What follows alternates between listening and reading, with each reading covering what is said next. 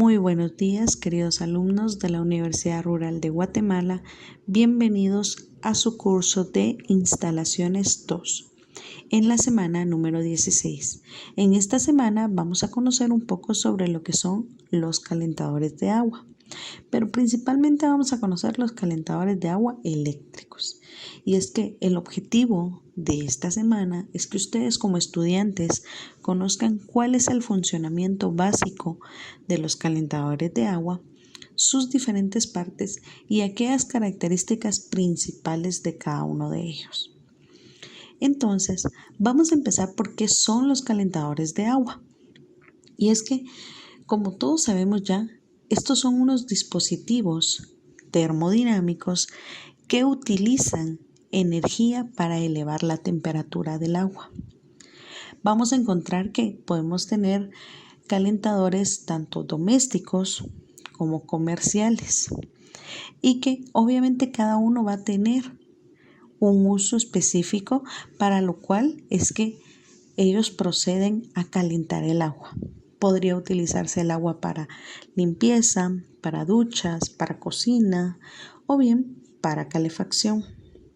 Sin embargo, pues también hay una división que son los calentadores a nivel industrial, que son de usos muy variados, ya que el agua caliente también pues obviamente tiene algunos procesos que se realizan y aparte de eso, en el lado de la industria también se utiliza el vapor de agua.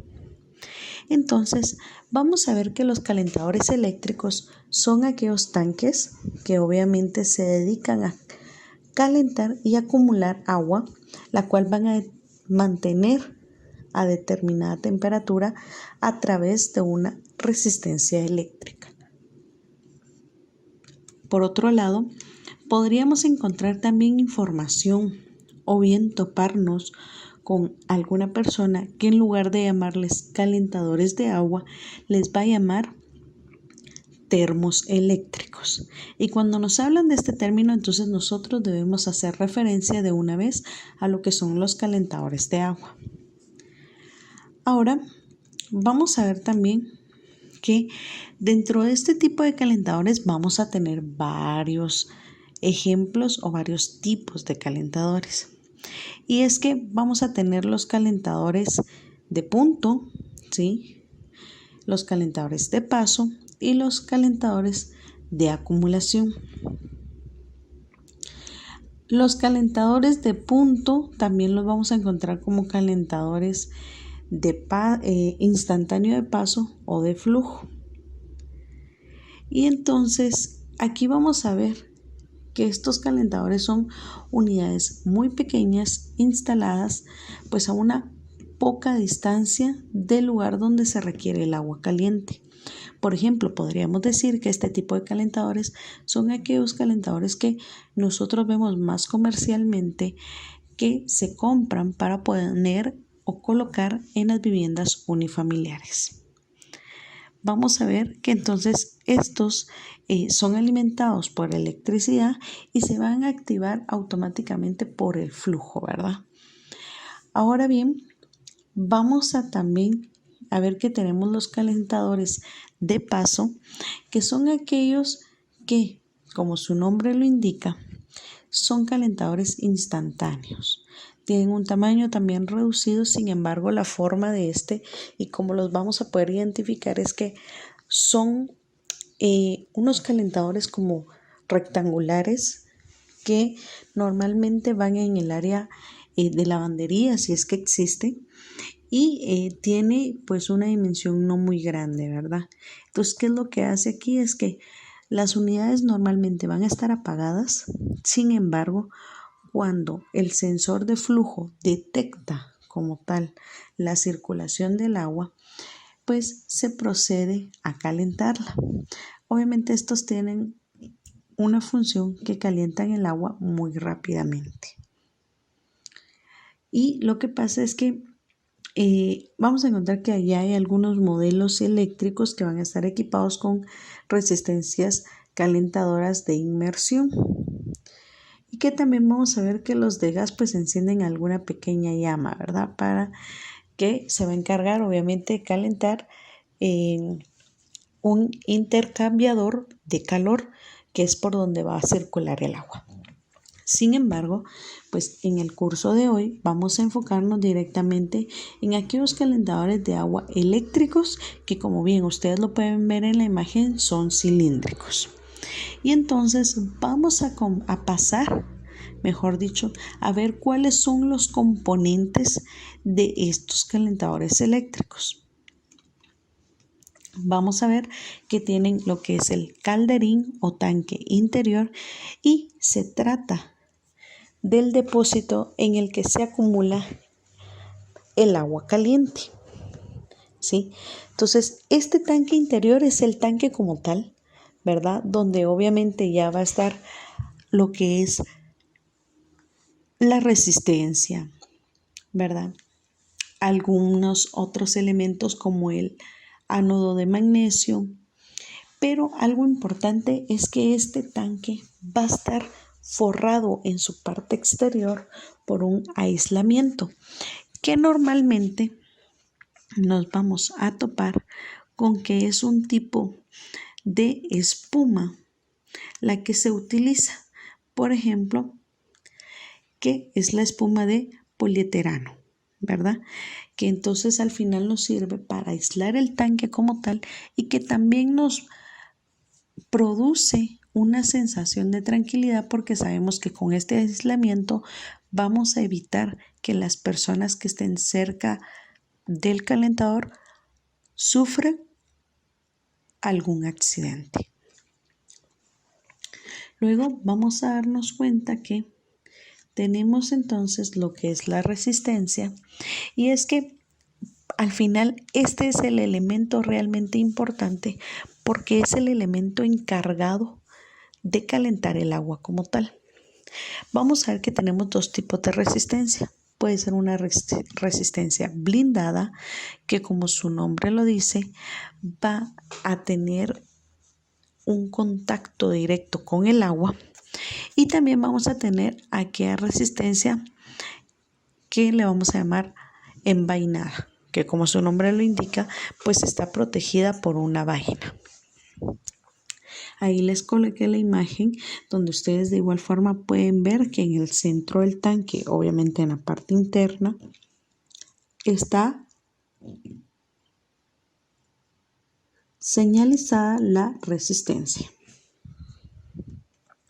Luego vamos a ver que tenemos el ánodo de magnesio, que la misión es evitar la corrosión de los componentes metálicos del calentador. Esta corrosión se da principalmente por la cal que contiene el agua. Entonces, este elemento va a necesitar ser revisado periódicamente para garantizar que estamos protegiendo el termo, ¿sí? O el calentador. ¿Y qué es lo que pasa? Que al final este se va a encargar, como bien dice, de poder evitar esta corrosión. Por eso es que debemos de darle un mantenimiento preventivo y no correctivo. Y como bien se los había hablado ya anteriormente, estamos viendo lo que es el aislamiento, que pues va entre lo que es la carcasa y el calderín, y pues su función es también, adicional de proteger de alguna quemadura a las personas que se pudieran encontrar cerca del aparato, pues también está destinado a reducir las pérdidas por calor. Entonces, estas son las partes principales de lo que es un calentador, ¿verdad?, de agua, que es eléctrico. Luego vamos a ver que tenemos pues esta cuestionante: ¿cómo elegir la capacidad de un calentador eléctrico? Y es que la capacidad al final lo que hace es darnos una referencia, ¿verdad?, de cuántos litros de agua es obviamente el calentador capaz de acumular en su depósito. Pero recordemos que esto va a estar en función de la cantidad de agua que nosotros consumamos al día.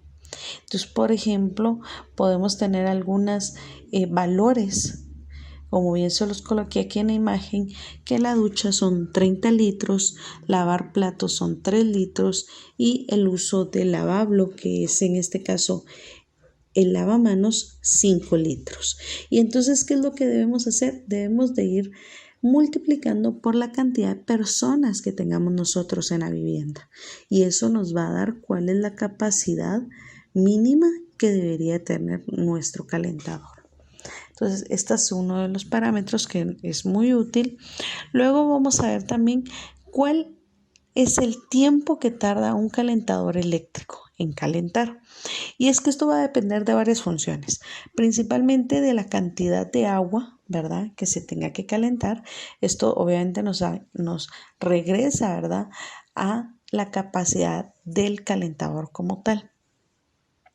También va a ser muy importante el tipo de resistencia con que se trabaje, ¿verdad? Ya sea envainada o sea blindada, pues obviamente tiene sus diferencias.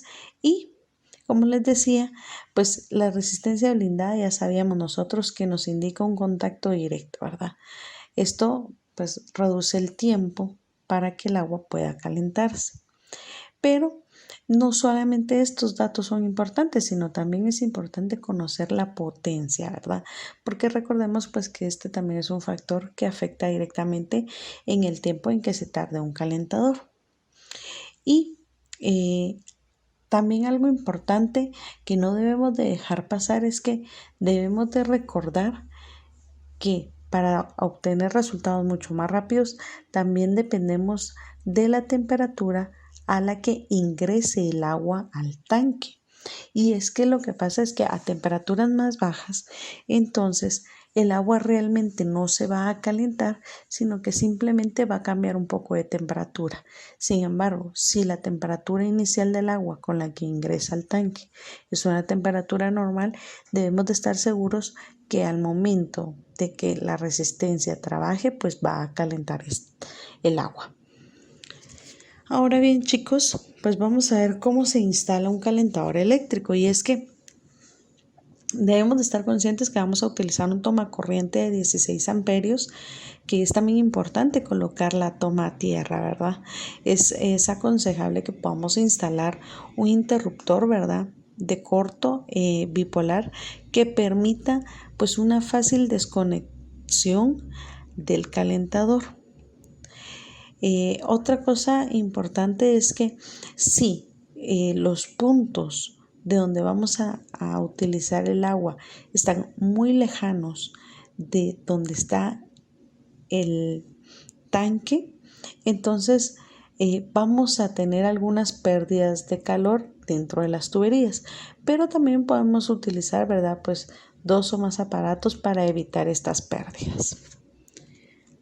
Muy bien, chicos, pues hemos pasado ya a la última diapositiva, donde vamos a hablar un poquito también de algunas preguntas que son importantes para que ustedes puedan seguir ampliando sus conocimientos. La primera pregunta de la semana nos dice: ¿cuál es la función de la resistencia de un calentador eléctrico? La segunda pregunta nos dice: ¿qué son los calentadores eléctricos? La tercera pregunta: ¿qué factores influyen en el tiempo que tarda un calentador eléctrico en calentar el agua? Número 4. ¿Cuál es la función del ánodo de magnesio? Y la pregunta número 5. ¿A qué se refiere la capacidad de un calentador? Muy bien, chicos, eso ha sido todo por hoy. Muchas gracias por su atención.